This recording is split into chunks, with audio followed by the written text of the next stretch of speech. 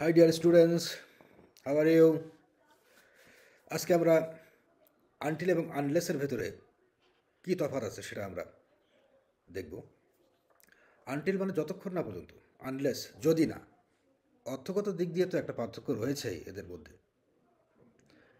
কিন্তু বৈশিষ্ট্যগত দিক দিয়ে কী পার্থক্য রয়েছে চলো একটু আমরা লক্ষ্য করি। আনটিল, প্রথমে আমরা শুরু করি। আনটিল একটা কনজাংশন হিসেবে ব্যবহৃত হতে পারে, আবার আনটিল প্রিপজিশন হিসেবে ব্যবহৃত হতে পারে। তাহলে আনটিল হচ্ছে কনজাংশন হিসেবে ব্যবহৃত হতে পারে, আনটিল প্রিপজিশন হিসেবে ব্যবহৃত হতে পারে। Works as a conjunction, works as a preposition. উদাহরণ দিলেই তোমরা বিষয়টা পরিষ্কার হবে। উদাহরণ ছাড়া কোনো বিষয় আসলে ক্লিয়ার হতে পারে না দুনিয়াতে। এই জন্য আমি আমার সব ক্লাসে আমি উদাহরণ দিয়ে বোঝানোর চেষ্টা করি। দেখো, he will wait, he will wait until I come back. এখানে আনটিল,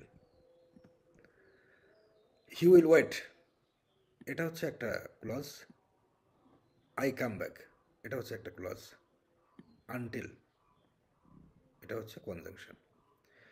কনজাংশনের কাজ হচ্ছে দুইটা ক্লজের মধ্যে সম্পর্ক স্থাপন করা। আর ক্লজ হচ্ছে সেন্টেন্সের এক একটা অংশকে হচ্ছে ক্লজ বলা হয়। একটা ক্লজ হতে গেলে সেখানে সাবজেক্ট থাকবে এবং ভার্ব থাকবে। তো ক্লজটা হচ্ছে এখানে দুইটা ক্লজ আনটিল দ্বারা যুক্ত হয়েছে, এই জন্য এখানে আনটিল কনজাংশনের কাজ করছে। সুতরাং আমরা বলবো যে এখানে আনটিলটা হচ্ছে কনজাংশন। এবার দেখি প্রিপজিশন হিসেবে কীভাবে কাজ করতে পারে সেটা আমরা একটুখানি লক্ষ্য করি। I will wait here, I will wait here, I will wait here until Saturday. আমি শনিবার পর্যন্ত এখানে অপেক্ষা করব। তাহলে এখানে নাউনের আগে আনটিল বসছে, প্রিপজিশনের অবস্থান বিফোর নাউন। তো এখানে আনটিলটা হচ্ছে একটা প্রিপজিশন হিসেবে কাজ করছে। তাহলে আনটিল দুইটা ফাংশন, দুইভাবে কাজ করতে পারে। একটা হচ্ছে কনজাংশন হিসেবে আর একটা হচ্ছে প্রিপজিশন হিসেবে। তো এখানে তোমরা, আমার বিশ্বাস যে অবশ্যই তোমরা এই বিষয়টা বুঝতে পেরেছ। এবার দেখা যাক আনলেস। আনলেস মানে হচ্ছে যদি না, আনলেস মানে হচ্ছে যদি না।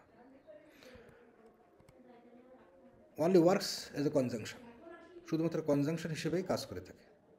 এটা প্রিপজিশন হিসেবে কাজ করে না, বা এটা প্রিপজিশন হিসেবে কাজ করতে পারে না, কখনোই করবে না। আনলেস প্রিপজিশন হিসেবে কখনোই কাজ করবে না। উদাহরণ দিই, unless he reads attentively he will not pass the exam.